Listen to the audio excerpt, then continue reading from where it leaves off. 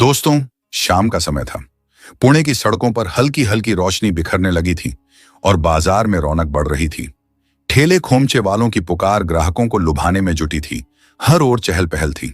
इसी भीड़ के बीच एक साधारण सी दिखने वाली महिला पानी पूरी के ठेले के पास खड़ी थी। उसने सूती साड़ी पहन रखी थी और देखने में वह किसी आम घरेलू शादीशुदा महिला जैसी लग रही थी, जैसे बाजार में खरीदारी के लिए आई हो। मगर किसी को यह अंदाजा भी नहीं था कि यह कोई साधारण महिला नहीं, बल्कि शहर की जिलाधिकारी डीएम थी। भेष बदलकर वे आम लोगों के बीच उनकी समस्याओं और तकलीफों को समझने आई थीं।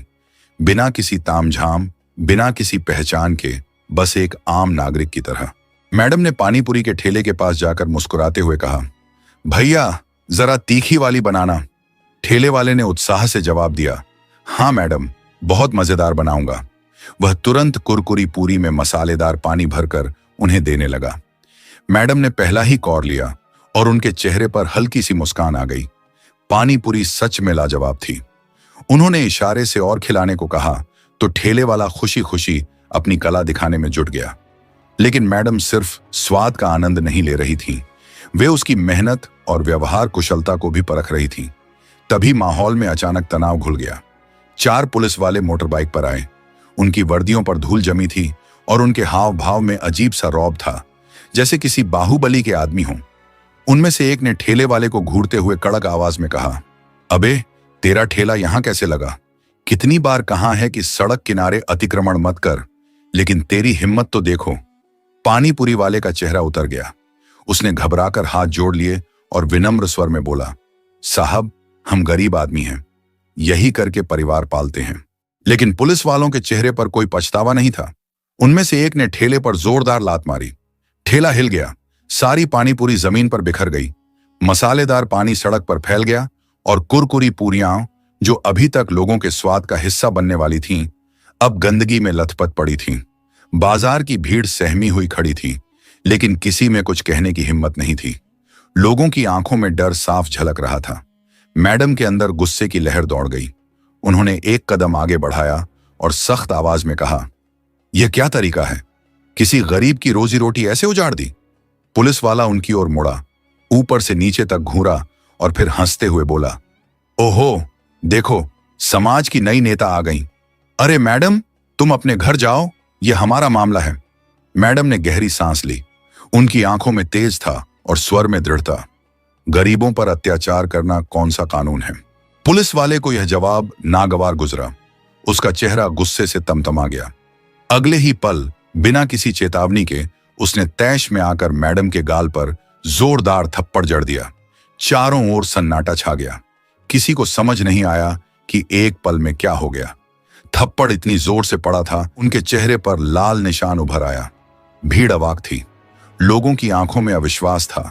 कोई यकीन नहीं कर पा रहा था कि पुलिस ने खुलेआम एक महिला पर हाथ उठा दिया। लेकिन पुलिस वालों को इससे कोई फर्क नहीं पड़ा। उनमें से एक ने मैडम की कलाई पकड़ ली और धक्के देते हुए बोला, बड़ी आई कानून सिखाने, चल थाने चल। मैडम को अब एहसास हुआ कि स्थिति हाथ से निकल रही है। उन्हें लगा कि अब अपनी असली पहचान बता देनी चाहिए, लेकिन अगले ही पल उन्होंने खुद को रोका।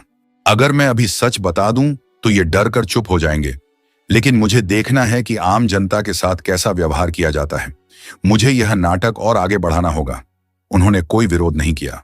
पुलिस वालों ने उनके हाथों में हथकड़ी डाल दी और जबरदस्ती घसीटते हुए जीप में बैठा लिया। रास्ते भर पुलिस वाले बेहुदा बातें करते रहे। अबे, ये औरत बहुत तेज है, लगता है किसी बड़े घर की भागी हुई औरत है। हो सकता है किसी नेता के साथ भागकर आई हो और अब हमें भाषण दे रही थी। थाने में डालते हैं इसे, तब पता चलेगा असली मजा। मैडम ने उनकी बातें सुनी, लेकिन कुछ नहीं बोली। उनके भीतर एक तूफान उठ रहा था, लेकिन चेहरे पर वही ठहराव था। थाने पहुंचते ही पुलिस वालों ने उन्हें लॉकअप में डाल दिया। लॉकअप के भीतर घुटन भरा माहौल था। बदबू और गंदगी से भरा वह कमरा किसी यातना गृह से कम नहीं लग रहा था। कोनों में गंदगी जमा थी, दीवारों पर पान की पीक के निशान थे और पेशाब की तीखी बदबू हवा में घुली हुई थी। वहां पहले से ही कुछ और महिलाएं कैद थीं, जिनकी आंखों में डर और बेबसी झलक रही थी। उनमें से एक ने धीमे स्वर में पूछा, बहन, तुझे क्यों पकड़ा? मैडम ने गहरी सांस लेते हुए हल्की मुस्कान के साथ जवाब दिया, गरीब की मदद करने की गलती कर दी। दूसरी औरत ने एक लंबी आह भरी और कहा, हम गरीबों के लिए इस देश में कोई जगह नहीं। पुलिस वाले हमें इंसान नहीं समझते। देख लेना, अगर तेरे पास पैसे नहीं हैं या कोई बड़ा आदमी तेरा जानने वाला नहीं है तो ये तुझे बहुत सताएंगे। मैडम ने चुपचाप उसकी बात सुनी। अब उन्हें समझ में आ रहा था कि पुलिस की मनमानी कितनी खतरनाक हो सकती है और आम नागरिकों को किस हद तक प्रताड़ित किया जाता है। कुछ देर बाद एक इंस्पेक्टर अंदर आया। उसने मैडम को घूरा और हंसते हुए कहा, बड़ी आई समाज सुधारक, चल इस कागज पर साइन कर कि तूने सरकारी काम में बाधा डाली है, नहीं तो रात भर यहीं सड़ती रह। मैडम ने उसकी आंखों में देखा और सख्त लहजे में कहा, मैंने कोई गलती नहीं की तो साइन क्यों करूं? इंस्पेक्टर ने टेबल पर जोर से हाथ मारा और गुर्राया, तेरी हिम्मत तो देख। अबे सिपाही, इसे अंदर ले जा और समझा इसे अच्छे से। मैडम गहरी सोच में थी। क्या अब समय आ गया था कि वे अपनी असली पहचान उजागर करें, या उन्हें अभी भी देखना चाहिए कि आम नागरिक के साथ पुलिस कितना अत्याचार कर सकती है? उन्होंने निश्चय किया, जब तक हालात हद से बाहर नहीं हो जाते वे अपनी पहचान छुपाए रखेंगी। कुछ देर बाद वही इंस्पेक्टर जिसने उन्हें घसीट कर लाया था, दो सिपाहियों के साथ लॉकअप में आया। उसने घूरते हुए कहा, अब भी अकड़ बाकी है? चल हाथ आगे कर और बयान पर साइन कर। मैडम ने शांत स्वर में जवाब दिया, मैंने कोई गलती नहीं की, मैं साइन नहीं करूंगी। इंस्पेक्टर का चेहरा गुस्से से तमतमा गया। उसने सिपाही को इशारा किया, जिसने तुरंत मैडम के बालों को जोर से खींच लिया, जिससे उनका सिर पीछे झुक गया। अब जबरदस्ती साइन करवाओ इससे, बहुत नेतागिरी आ रही है, इंस्पेक्टर चिल्लाया। मैडम ने दर्द सहते हुए कहा, यह गलत है, यह अन्याय है। सिपाही ठहाका लगाकर बोला, बड़ी आई न्याय की देवी, यहां हमारा कानून चलता है। उन्होंने जबरदस्ती उनकी उंगलियों से कागज पर निशान लगवाने की कोशिश की, लेकिन मैडम ने पूरी ताकत से हाथ पीछे खींच लिया। नहीं, उनकी आवाज गूंज उठी। इंस्पेक्टर का गुस्सा और बढ़ गया। उसने आदेश दिया, सकी अकड़ निकालो, समझाओ इसे अच्छे से। दो सिपाही उन्हें घसीटते हुए एक कमरे में ले गए और धक्का देकर जमीन पर गिरा दिया। अब बता, मान जाएगी या और तरीका अपनाना पड़ेगा? एक सिपाही गुर्राया। मैडम ने उसकी आंखों में सीधे देखा। उनका खून खौल रहा था, लेकिन वे अभी भी संयम बनाए रखना चाहती थी। फिर एक सिपाही ने पास रखी लकड़ी की छड़ी उठाई और व्यंग्य से बोला, अब देख तू कितनी समाज सेवा करती है। तभी बाहर से तेज कदमों की आहट आई। दरवाजा जोर से खुला और एक वरिष्ठ पुलिस अधिकारी अंदर आया। उसकी आवाज गूंजी, यहां क्या हो रहा है? इंस्पेक्टर हड़बड़ा गया और जल्दी से बोला, सर, यह औरत बहुत बदतमीज है, कानून का उल्लंघन कर रही है, सरकारी काम में बाधा पहुंचा रही है। अफसर ने संदेह भरी नजरों से उसे घूरा। अच्छा, और तुम लोग इस पर बल प्रयोग कर रहे हो? इंस्पेक्टर घबरा गया, लेकिन खुद को संभालते हुए बोला, सर, यह बहुत चालाक है, इसे सबक सिखाना जरूरी है। मैडम ने ऑफिसर की आंखों में सीधे देखा और सख्त लहजे में बोली, अगर आपको कानून की थोड़ी भी समझ है तो आप जानते होंगे कि बिना अपराध किसी महिला को प्रताड़ित करना गैरकानूनी है। अफसर कुछ पल चुप रहा, फिर इंस्पेक्टर से पूछा, बिना सबूत के इसे क्यों बंद किया? इंस्पेक्टर झिझकते हुए बोला, सर, इसे सड़क पर झगड़ा करते पकड़ा था, ये लोगों को भड़का रही थी। अफसर ने गहरी सांस ली और डीएम मैडम की ओर देखा। इसे कुछ घंटे बाद छोड़ देना। इंस्पेक्टर नाखुश था, लेकिन आदेश मानना पड़ा। मैडम को वापस लॉकअप में डाल दिया गया। पुलिस अब उन्हें और तंग करने पर उतारू थी। उन्हें एक बदबूदार कंबल दिया गया और खाने में बचा खुचा बासी खाना परोसा गया, लेकिन उनके चेहरे पर शिकन तक नहीं आई। वे सब सह रही थीं, क्योंकि जानना चाहती थीं कि आम जनता को किस तरह का अन्याय सहना पड़ता है।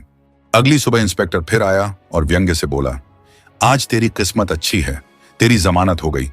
मैडम ने आश्चर्य से पूछा, मेरी जमानत? हाँ, तेरे जैसे लोगों को बचाने के लिए कोई ना कोई मूर्ख आ ही जाता है। इंस्पेक्टर हंसते हुए बोला। बाहर आकर उन्होंने देखा कि एक पत्रकार खड़ा था, जिसने उनके लिए आवाज उठाई थी। मैडम, आप पर क्या आरोप लगाया गया? पत्रकार ने पूछा। मैडम ने हल्की मुस्कान के साथ जवाब दिया, कोई नहीं, सिर्फ इंसानियत दिखाने की सजा मिली थी। अब वे सोच रही थीं, क्या यह सही वक्त है अपनी असली पहचान बताने का? थोड़ी दूर पर कुछ गरीब लोग अपनी शिकायत दर्ज कराने आए थे, लेकिन पुलिस वालों ने उन्हें धमकाकर भगा दिया। एक बूढ़ी महिला रोते हुए गिड़गिड़ा रही थी, साहब, मेरे बेटे को बिना वजह पकड़ लिया गया है। मैं आपसे हाथ जोड़ती हूं, मेरी सुन लीजिए। दरोगा ने उसे घूरा भी नहीं, उल्टा दहाड़ा, भाग यहां से वरना तुझे भी अंदर कर दूंगा। मैडम का खून खौल उठा, लेकिन उन्होंने खुद पर काबू रखा। उन्हें अपनी पहचान उजागर करने के लिए सही वक्त का इंतजार था। तभी एक पुलिस वाला उनकी ओर बढ़ा, जो पत्रकार के सवालों से बचने के लिए उन्हें जल्दी हटाना चाहता था। वह गुर्राया, चल भाग यहां से, जमानत मिल गई, अब तमाशा मत कर। मैडम ने गहरी सांस ली और धीमे स्वर में कहा, जमानत किसने दी? तेरे बाप ने। पुलिस वाला हंसा, नहीं, कोई और आया होगा, तुझे क्या फर्क पड़ता है? पत्रकार ने तुरंत सवाल किया, मैडम, आपको किस आधार पर गिरफ्तार किया गया? क्या पुलिस ने आपके साथ अनुचित व्यवहार किया? मैडम कुछ पल चुप रहीं, फिर मुस्कुराईं। अब समय आ गया था। उन्होंने अपनी जेब से मोबाइल निकाला और एक नंबर डायल किया। फोन की दूसरी तरफ से आवाज आई, जी मैडम, आदेश दीजिए। अब पुलिस वालों के चेहरे पर हवाइयां उड़ने लगीं। इंस्पेक्टर चौकन्ना हो गया। उसने सिपाही से फुसफुसाकर पूछा, अबे ये औरत कौन है? सिपाही घबराया, सर, हमें लगा कोई आम गरीब होगी, लेकिन अब शक हो रहा है। मैडम ने फोन पर सख्त लहजे में आदेश दिया, 5 मिनट में पूरी डीएम टीम के साथ पुलिस स्टेशन पहुंचो। इंस्पेक्टर के माथे पर पसीना छलक आया। चारों तरफ अफरा तफरी मच गई। कुछ ही देर में सायरन बजाती सरकारी गाड़ियां पुलिस स्टेशन के बाहर आकर रुकीं। वरिष्ठ अधिकारी उतरे, उनके पीछे डीएम ऑफिस की पूरी टीम। मैडम ने दृढ़ता से कदम बढ़ाए और जोर से बोली, मैं इस जिले की जिला अधिकारी डीएम हूं। इतना सुनते ही पुलिस वालों के होश उड़ गए। इंस्पेक्टर के पैर कांपने लगे, आंखें फटी रह गईं और मुंह से एक शब्द भी नहीं निकला। जिन पुलिस वालों ने कल तक डीएम मैडम को थप्पड़ मारा था, वे अब पछता रहे थे। पत्रकार ने कैमरा ऑन कर दिया। जिले की डीएम के साथ पुलिस ने बदसलूकी की, क्या यहां पुलिस का ही कानून चलता है? मैडम ने गहरी सांस ली और गरजते हुए बोली, आज मैंने अपनी आंखों से देखा कि आम आदमी को पुलिस स्टेशन में किस तरह टॉर्चर किया जाता है। गरीबों की कोई सुनवाई नहीं होती, महिलाओं के साथ बदसलूकी की जाती है और पुलिस खुद को भगवान समझने लगी है। लेकिन अब यह सब नहीं चलेगा। इंस्पेक्टर घुटनों के बल गिर पड़ा। मैडम, हमें माफ कर दीजिए, हमें नहीं पता था कि आप। मैडम ने गुस्से से उसकी बात काटते हुए कहा, अगर मैं डीएम नहीं होती तो क्या तुम मुझे यूं ही पीटते? किसी गरीब महिला के साथ भी ऐसा ही करते? अब पुलिस वालों को उनके की सजा मिलनी तय थी। पूरे पुलिस स्टेशन में सन्नाटा छा गया। जो पुलिस वाले कल तक डीएम मैडम पर रौब झाड़ रहे थे, थप्पड़ मार रहे थे, गालियां दे रहे थे, वे अब घुटनों के बल गिरे थे, हाथ जोड़कर गिड़गिड़ा रहे थे। इंस्पेक्टर के होंठ कांप रहे थे, चेहरा सफेद पड़ चुका था। वह बार बार कह रहा था, मैडम, हमें माफ कर दीजिए, हमसे गलती हो गई, हमें नहीं पता था कि आप। लेकिन डीएम मैडम के चेहरे पर वही कठोरता थी। उन्होंने ठंडे स्वर में कहा, अगर मैं डीएम नहीं होती तो क्या तुम मुझे यूं ही पीटते, गालियां देते? क्या किसी आम महिला के साथ भी ऐसा ही होता? इंस्पेक्टर चुप था, लेकिन कुछ पुलिस वालों के चेहरों पर अब भी घमंड झलक रहा था। शायद उन्हें यकीन नहीं था कि वे इतनी बड़ी मुसीबत में फंस चुके हैं। तभी डीएम मैडम ने फोन उठाकर आदेश दिया, सभी दोषी पुलिस वालों को निलंबित करो और इनके खिलाफ सख्त कार्रवाई शुरू करो। इस जिले में अब किसी नागरिक पर अत्याचार नहीं होगा। पुलिस वालों के पैरों तले जमीन खिसक गई। उन्हें समझ आ गया कि उनका करियर खत्म हो चुका है। पत्रकार लाइव रिपोर्टिंग कर रहे थे। पूरा मामला मीडिया में फैल चुका था।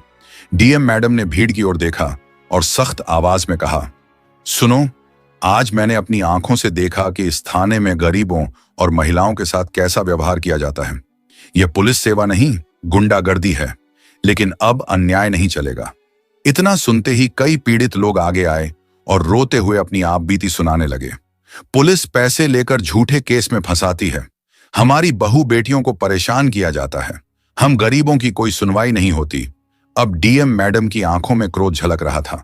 उन्होंने अपने अधिकारियों को आदेश दिया, इन सभी की शिकायतें दर्ज करो। अब इस जिले में कानून सिर्फ वर्दी वालों के लिए नहीं, बल्कि हर नागरिक के लिए होगा। फिर उन्होंने उच्च अधिकारियों को कॉल किया, मैं इस जिले की डीएम बोल रही हूं, मैंने खुद पुलिस का अत्याचार झेला है। इस थाने की तत्काल जांच हो और दोषी पुलिस वालों को सख्त सजा दी जाए। कुछ ही देर में जिले के वरिष्ठ अधिकारी पुलिस स्टेशन पहुंच चुके थे। उन्होंने डीएम मैडम के सामने सिर झुकाकर कहा, मैडम, जो कुछ हुआ वह शर्मनाक है। हम वादा करते हैं कि दोषियों को कड़ी सजा मिलेगी। पुलिस वालों के चेहरे पर अब पछतावे के अलावा कुछ नहीं था। आज पहली बार उनके अपने ही थाने में न्याय की गूंज उठी थी। डीएम मैडम ने गहरी सांस ली और सख्त स्वर में कहा, इस थाने में हर जगह सीसीटीवी कैमरे लगाए जाएंगे ताकि कोई भी बेवजह प्रताड़ित ना हो। मैं खुद इसकी नियमित जांच करूंगी। फिर उन्होंने कांपते इंस्पेक्टर की ओर देखा। तुमने अपनी वर्दी की इज्जत तार तार कर दी। अब न सिर्फ नौकरी जाएगी बल्कि जेल भी जाना पड़ेगा। इंस्पेक्टर घुटनों के बल गिरकर गिड़गिड़ाने लगा। मैडम, माफ कर दीजिए, मेरी बीवी बच्चे भूखे मर जाएंगे, मेरी मां बीमार है। लेकिन डीएम मैडम ने ठंडे स्वर में कहा, जब तुमने एक निर्दोष महिला को पीटा था तब तुम्हें अपने परिवार की याद आई थी? पूरे पुलिस स्टेशन में सन्नाटा छा गया। पहली बार कानून ने अपनी असली ताकत दिखाई थी। डीएम मैडम मीडिया की ओर मुड़ी। कोई भी कानून से ऊपर नहीं है। अगर पुलिस जनता की रक्षक बनेगी तो सम्मान पाएगी, लेकिन अगर वह अत्याचार करेगी तो उसे जवाबदेह होना ही पड़ेगा। खबर आग की तरह फैल गई। सोशल मीडिया पर वीडियो वायरल हो चुका था। लोग डीएम मैडम की ईमानदारी की सराहना कर रहे थे। वहीं दोषी पुलिस वालों के खिलाफ कार्रवाई शुरू हो चुकी थी। अब जिले में बदलाव की लहर आ गई थी। भ्रष्ट पुलिस कर्मियों को निलंबित कर दिया गया। उनकी जगह ईमानदार अफसरों की भर्ती हुई। यह सिर्फ एक घटना नहीं थी, बल्कि एक नई व्यवस्था की शुरुआत थी, जहां न्याय और ईमानदारी सर्वोपरि थे।